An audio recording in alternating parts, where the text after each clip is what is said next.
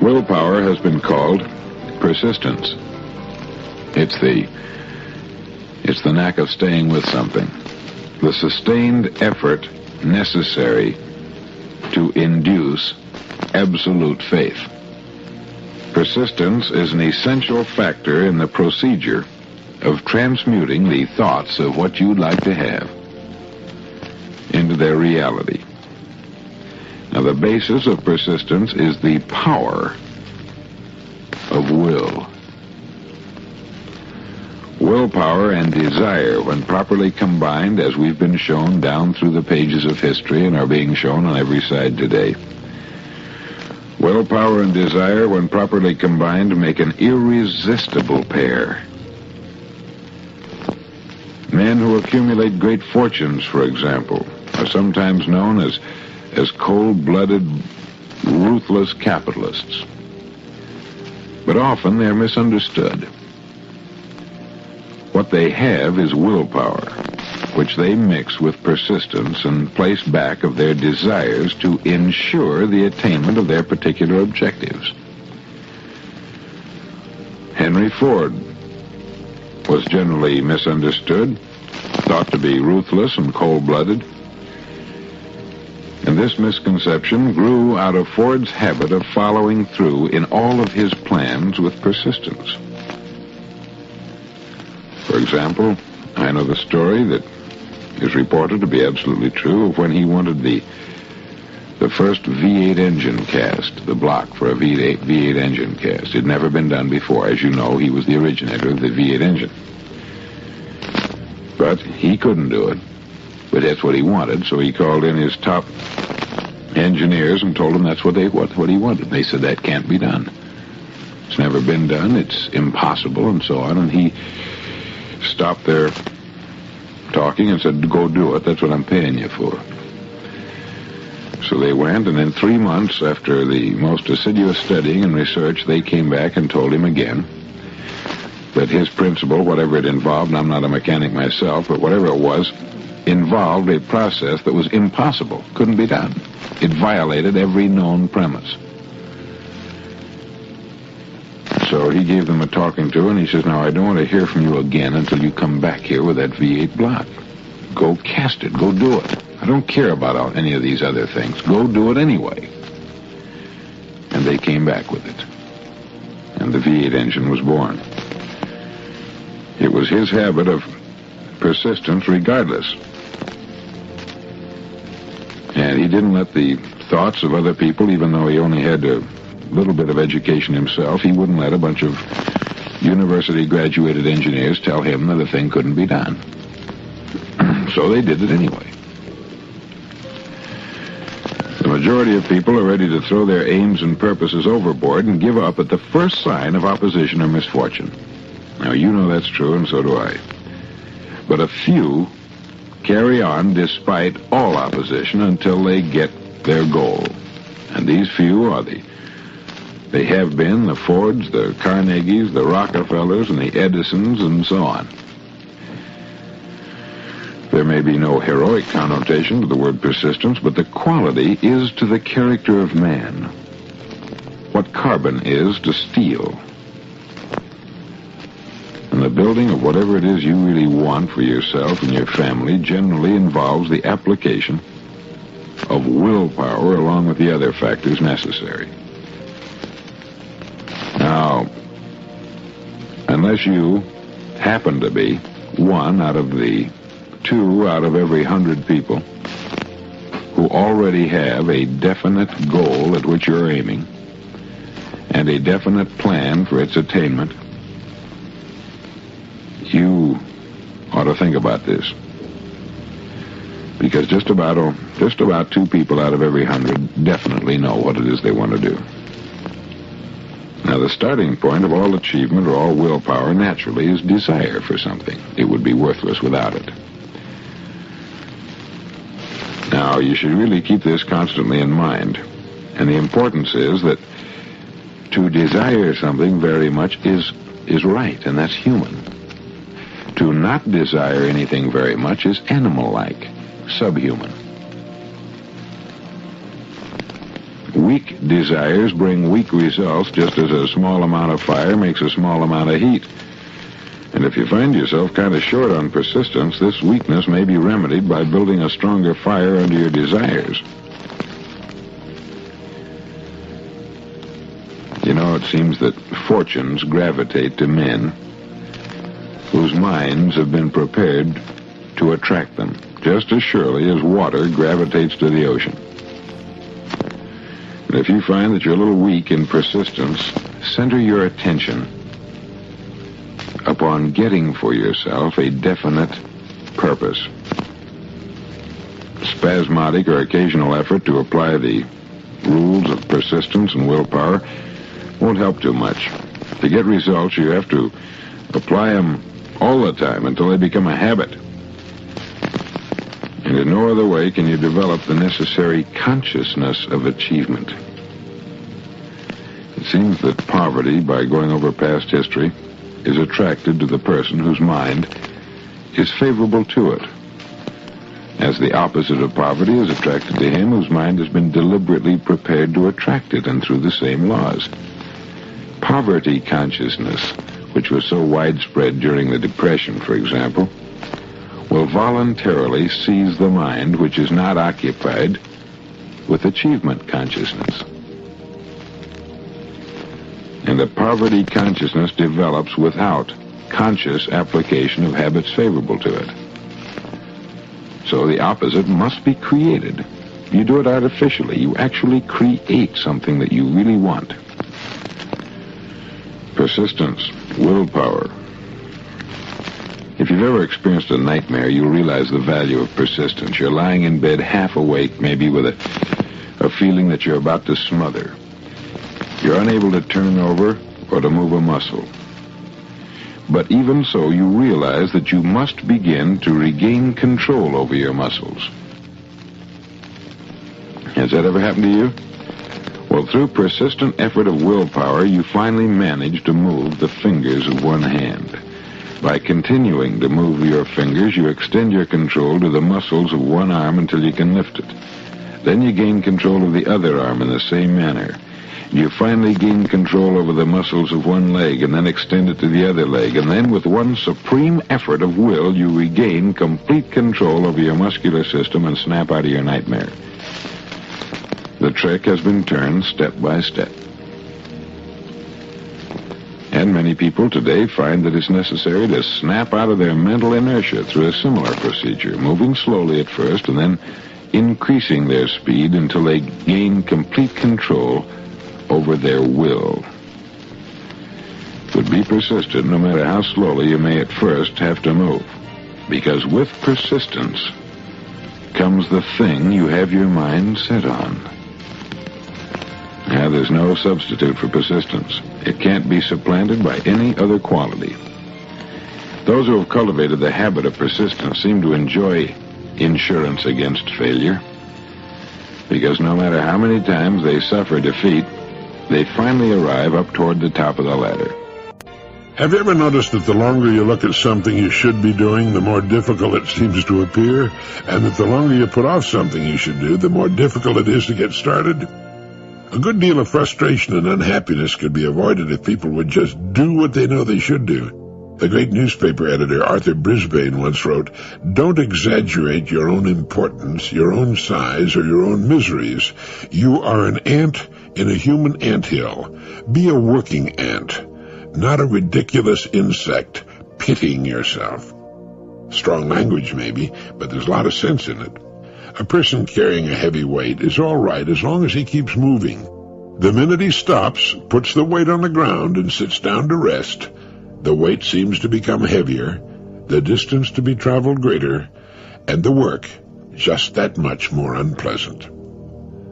Sometimes it must seem to everyone that things have piled up so high there's just no way of digging out.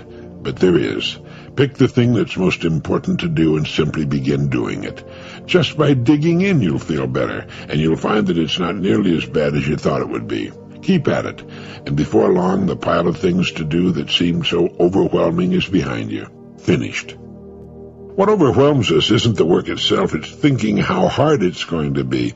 It's seeing it get larger every day. It's putting it off and hoping that somehow, through some miracle, it will disappear. The Chinese have a saying that a journey of 1,000 miles begins with but a single step, and that step accomplishes two things. First, it automatically shortens the distance we still have to travel. And secondly, and just as important, it makes us feel better, more hopeful. It strengthens our faith.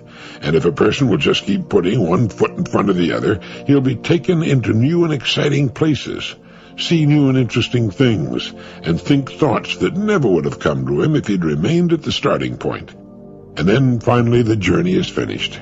He wonders how or why he could ever have sat so long and worried and stewed about the time and trouble it would involve to do what he knew he should do. If you'll think back, you'll remember that you've always been happiest, most contented, after having finished a difficult project or faced up to a responsibility you were worried about. It's never as bad as you think it's going to be, and the joy that will come with its accomplishment makes it more than worthwhile. Work never killed anyone. It's worry that does the damage, and the worry would disappear if we just settle down and do the work. As Calvin Coolidge put it, all growth depends upon activity. There's no development, physically or intellectually, without effort. And effort means work. Work is not a curse. It is the prerogative of intelligence, the only means to manhood, and the measure of civilization. Mary Pickford used to say, "Don't look at the sudden loss of a habit or a way of life as the end of the road. See it instead as only a bend in the road that will open up all sorts of interesting possibilities and new experiences. After all, you've seen the scenery on the old road for so long, and you obviously no longer like it." The breaking of a long-held habit does seem like the end of the road at the time, the complete cessation of enjoyment. Suddenly dropping the habit so fills our minds with a desire for the old habitual way that for a while it seems there'll no longer be any peace or any sort of enjoyment. But that's not true. New habits form in a surprisingly short time, and a whole new world opens up to us. For those who have tried repeatedly to break a habit of some kind only to repeatedly fail, Mary Pickford said, "Falling is not failing unless you fail to get up." Most people who finally win the battle over a habit they've wanted to change have done so only after repeated failures, and it's the same with most things. So don't think of it as the end of the road, but as a bend in the road, and falling is not failing unless we fail to get up again. I remember in Arthur Miller's play, The Price, the father who lost everything during the stock market crash of 1929, and who for the rest of his life sat in a room in the attic of a home of a relative. That's failing. It seems some people lack the stamina, the energy to do it all over again or to make a new start. For them, it's just the end of the road, and they come to a full stop. Many lead such superficial lives, have so little depth of mind and spirit that the sudden loss of income or material things is too much for them, and they jump out a window or retreat into insanity. I remember hearing the story of the little boy who wanted to get over the backyard fence.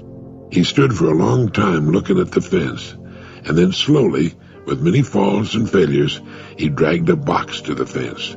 Again, after many attempts and falls, he managed to get to the top of the box, but he still couldn't reach the top of the fence. He set to work once again, this time getting a smaller box to place on top of the big box. Again, many falls, having to get back on his feet, much tugging and pushing and lifting and dropping, but he finally got it to the top of the big box, laboriously clambered to the top of it, grasped the top of the fence, and flopped over. Then he came back home. So if you've been trying to start in a new direction, you might do well to remember the advice of Mary Pickford. It isn't the end of the road, it's just a bend in the road. And falling isn't failing unless you don't get up again. Many years ago, I discovered Professor William James' wonderful little book on human reserves. In it, he says that everyone knows what it is to start a piece of work, either intellectual or physical, feeling stale. And everyone knows what it is to warm up to his work. The process of warming up is particularly striking in the phenomenon known as second wind. Now, usually, most people stop working at the first sign of fatigue. They say, "Boy, I'm bushed," and that's it for the day. As Dr. James put it, we have then walked, played, or worked enough, so therefore we desist. We simply quit. This sort of fatigue forms a kind of wall inside of which, as a rule, we work and live our lives. But if an unusual necessity forces us to press onward, a surprising thing occurs. The fatigue gets worse up to a certain critical point, then gradually, or suddenly, it passes away, and we find we're fresher than before. We've evidently tapped a level of new energy that had until then been masked by the fatigue barrier we usually obey. In fact, we may have discovered that we have third and fourth winds. This phenomenon occurs in mental activity as well as physical, and in some cases we may find, beyond the fatigue point, stores of energy that we never dreamed we possessed. Evidently, we stockpile reserves of energies we don't ordinarily use, and these reserves will go to work only when we demand enough of ourselves. Only a few exceptional persons make any serious demands of themselves. The great majority of us miss the far greater accomplishments of which we're capable, and the greater joy in living this would bring us because we quit and sit down, gasping at the first sign of fatigue. I remember one Sunday when I knew I had to write 10 radio shows all in one day. I got started at 9 o'clock in the morning, and by 5 o'clock that afternoon I was so bushed I could hardly think. But I still had 5 shows to write, so I kept at it. All of a sudden I felt better and had more energy than I had previously. And by 1:30 the next morning, when I finally finished, I felt great. 16 and a half hours of steady mental work, and I was fresh as a daisy. But I felt like quitting after only 7 or 8 hours. The next time you get tired and you're doing something important, well, stay with it and see what happens. Each of us has a tremendous second wind, mental and physical. Passing through the fatigue barrier to draw upon our idle reserves can make the difference between existing and really living. Emerson said, "Vigor is contagious, and whatever makes us either think or feel strongly adds to our power and enlarges our field of action." Dorothy Van Doren, the editor and author, in Words to Live By, chose some words of St. Francis of Assisi. She chose the words, "I would finish hoeing my garden." These words were St. Francis' answer when someone asked him while working in his garden what he would do if he were suddenly to learn that he would die at sunset that day. He said, "I would finish hoeing my garden." And they seem to me, Dorothy Van Doren writes, they seem to me an answer to all the troubled young people these days who are beginning life in a world that appears to hold no security for them or for anyone, young or old. Why should they bother to go to college when the atom war is just around the corner, some people will say? Why should a young wife have a baby when the ceiling may collapse on its crib? Why should one paint a picture or write a song or begin a novel? We can't be sure of anything, these young people say, not now or next year or the year after that. Why should we try to make a life for ourselves, they ask. Why should we go to classes or take examinations or get married or look for an apartment or try for a job? Next spring or some spring too frighteningly near, it may all go, the life we've begun. Our world is in deadly peril. We've lost the promise of tomorrow, they'll say. Well, St. Francis put the answer in a simple metaphor. Go on hoeing your garden. The task is still here, the house to build, the book to write, the examination to prepare for. If the future looks dark, so did it on the morning before the first Christmas. And however dark it seems today, however dark it is, she writes, we shall meet life better if we have fulfilled the present to the best of our ability. Today is still ours, along with the obligation to live it to the full. And as St. Francis said, we must go on hoeing.